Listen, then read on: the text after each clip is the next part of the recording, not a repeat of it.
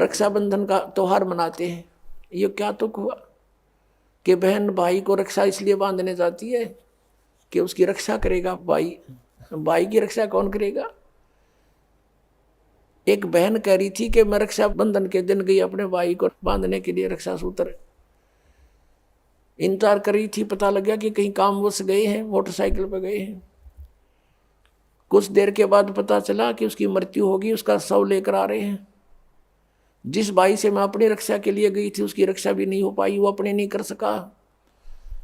तब उसने ज्ञान हुआ, तब वो कहती है कि सचमुच हम कति भूल में थे। अपने भाई को भी कहा बेटा भाई आ जा, तू भी भगवान का राखी बांध और मैं भी बांधूं, यानी नाम लो और ये रक्षा सूत्र आपका सदा साथ देगा, भाई का भी बहन का भी। और बेमतलब बातें कर रखी।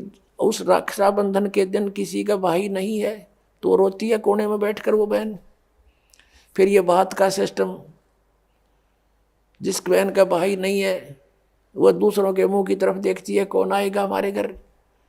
तो पुण्यात्माओं, ये बेमतलब की बकवाद, ये जग की रीत से हमने वापस हटना है और अपने जीवन को नए सिरे से सेट करना होगा। यदि भक्ति करना चाहते हो, समाज के भाव में बहना है तो नो प्रॉब्लम, आप कुछ भी करो, वो आपकी मर्जी, लेकिन भक्ति नहीं चलेगी। तो इस प्रकार हम इन क्रियाओं से भी सावधान होना है, अपने आप को बचा के रखना है, तब हमारी भक्ति प्रफुल्लित हो। फिर क्या बताते हैं कि असंग जन्म तन मरत्या होगे और जीवित क्यों ना मरे रे। एक तो ये जीवित मरना, इस ज्ञान आधार से सब बकवादियां छोड़ देंगे। जिस समय ये दास गांव गांव में घर घर में जाके पाठ करते थे 3 दिन का, यानी 500 यज्ञ करते थे फ्री ऑफ कॉस्ट, किसी से कोई पैसा नहीं लेता था क्योंकि दास सर्विस करता था। और जैसे सैटरडे संडे की छुट्टी होती थी उनमें जाकर के लाभ उठाता था। तो उस समय क्या होता था, हम सत्संग कर रहे होते थे, होली ये फाग आ जाता था, हम तो सभी वो परिवार भी जिसने उपदेश ले रखा, हम अपना आराम से भगवान का पाठ कर रहे हैं, अपना मंत्र जाप करें, और गांव वाले जैसे जो भगवान के मार्ग पर नहीं लगे हैं, और वो क्या करें, कीचड़ ठाव एक दूसरे को मुंह पर फर, किसी को पिचकारी मारे। कोई गांव में तो और सिस्टम है, कोरडा बना लेते हैं घंटर सा, वो मारे एक दूसरे का हैं, और लाल लाल मुँह कर रखे बांदर कैसे सारे। कोई गारा में पड़ा है, कोई घूटी लाई नो करता फिर रहा है, और हम बैठे भगवान का आनंद ले रहे हैं अपने कवाड़ बंद करके कि हमें डिस्टर्ब ना कर दे।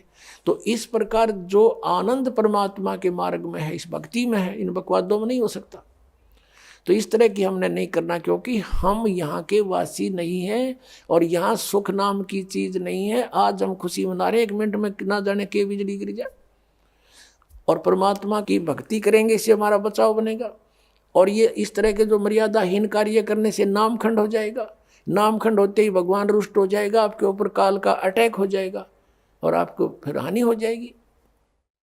तो इस डर से हमने अपना यहाँ टाइम पास करना है और भक्ति की ख्यास करना है, भक्ति बढ़ाते रहना है, धर्म पुण्य जो भी क्रियाएं बताइए सभी करते रहना, आखिरी सांस तक करना पड़ेगा आपको।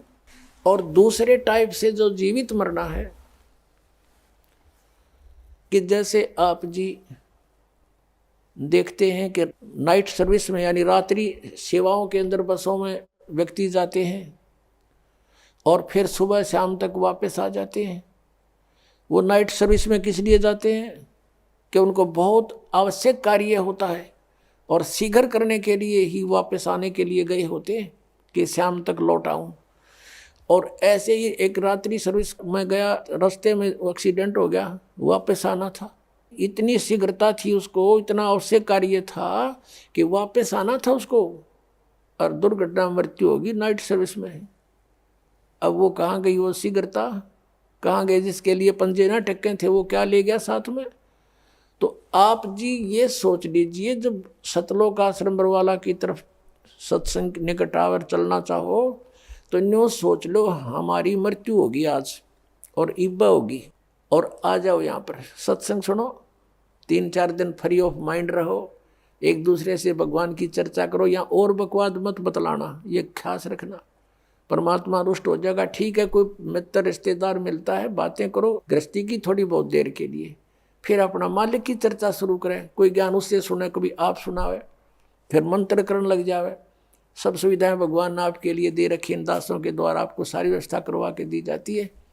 तो इसका सदुपयोग करना, दुरुपयोग करने से राम रूठ जाएगा आपका, और राम नहीं रूठना चाहिए, ये भी आपको डर लगे।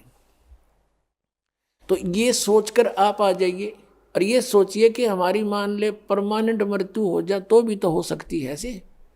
और अब हम 3 दिन 4 दिन 2 दिन जिसा भी समय आप मरना चाहो मरो, और फिर वापस चले जाओगे घर पे, और परमानेंट टिकट कट गई फिर भी तो बात बिगड़ेगी, फिर तो धरा धरा रहेगा सारा, संभाल ही नहीं सकते आप। तो अब जाकर के मान लीजिए तुम समझते हो कि कुछ काम बिगड़ जाएगा, तो अभी तो फिर जाकर संभाल सकते हो, परमानेंट तो नहीं मरे। लेकिन जो परमात्मा के लिए सच्चे दिल से आते पुण्यात्माओं, किसी का आज तक काम बिगड़ा नहीं, बने मिलते हैं। लेकिन वो आपकी श्रद्धा पर डिपेंड करेगा। सतगुरु के दरबार में कमी काहे की ना, अंसा मौज नहीं पावता तेरी चूक चाकरी में। तो इस प्रकार हमने परमात्मा की भक्ति को सुचारू भी रखना